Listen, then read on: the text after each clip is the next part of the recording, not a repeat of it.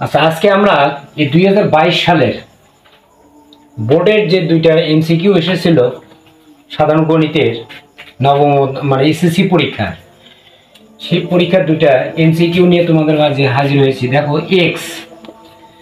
X হচ্ছে কি শ্রেণী ব্যাপ্তি, কত 61 থেকে কত 65, 66 থেকে কত 70, 71 থেকে কত 75, 76 থেকে কত 80, 81 থেকে কত 85।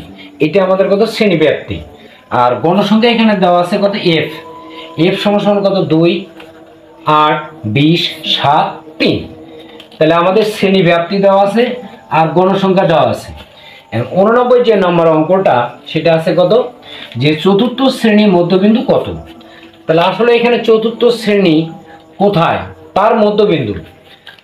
তাহলে চতুর্থ শ্রেণী দেখো এখানে প্রথম, দ্বিতীয়, তৃতীয়, চতুর্থ, তার মানে কি এটা কি আমাদের চতুর্থ শ্রেণীর মধ্যবিন্দু কত। তাহলে চতুর্থ শ্রেণী ব্যাপ্তিটা হচ্ছে আমাদের কত 76 থেকে কত 80।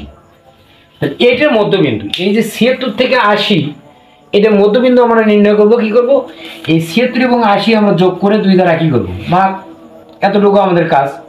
তাহলে 6, 0 কত 6, 8 আর 7 কত 15, ভাগ কত 2। তাহলে 156কে আমরা কি 2 দ্বারা ভাগ করব। তাহলে 7 দুগুণে কত 14, থাকে কত 1, 16, 8 দুগুণে কত 16, অর্থাৎ আমাদের এখানে উত্তর হবে কত 78। তাহলে প্রশ্ন বলছে কি চতুর্থ শ্রেণীর মধ্যবিন্দু কত। তাহলে চতুর্থ শ্রেণী ব্যাপ্তি আমাদের কত 76 থেকে কত 80। তাহলে 76 আর 80কে আমরা কি যোগ করে 2 দ্বারা কি করব ভাগ করব। ভাগ করলে আমাদের কিন্তু উত্তরটা আমরা কি পেয়ে যাব। যদি তোমাকে বলে যে পঞ্চমতম শ্রেণী মধ্যবিন্দু কত, তাহলে 81 থেকে কত 85 এই দুটো যোগ করে 2 দ্বারা কি ভাগ করবা। যদি বলে যে তৃতীয় শ্রেণী মধ্যবিন্দু কত, তাহলে 71 থেকে 75 এই দুটো যোগ করে 2 দ্বারা কি ভাগ করবা। ভাগ করলেই তোমাদের অ্যান্সার। আচ্ছা, পরবর্তী যেটা আছে কি f1 প্লাস f2 এর মান কত।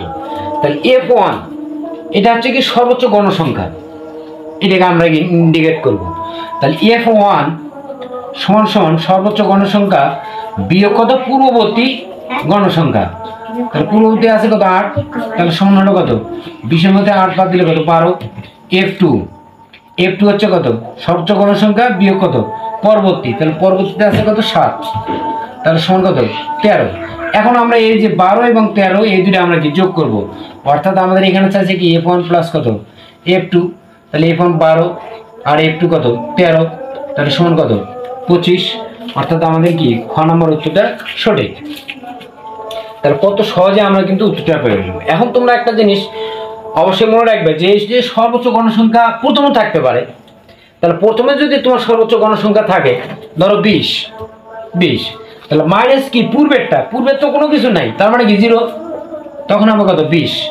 এমনও তো হতে পারে যে তোমার গণসংখ্যাটা সব শেষে আছে, ধরো এখানে আছে 3 এর পরিবর্তে 20 আছে। তাহলে সর্বোচ্চ গণসংখ্যা f1 হলে তাহলে 20 বিয়োগ কত 7, তখন হবে কত 13। আর f2 যখন আমরা নির্ণয় করব তখন 20 বিয়োগ কি পরবর্তীটা, তাহলে পরে তো আমার নাই, তাহলে সেই ক্ষেত্রে আমার হবে কত 20 বিয়োগ কত 0 সমান কত 20। এটা তোমাদেরকে অবশ্যই স্মরণ রাখতে হবে। ধন্যবাদ।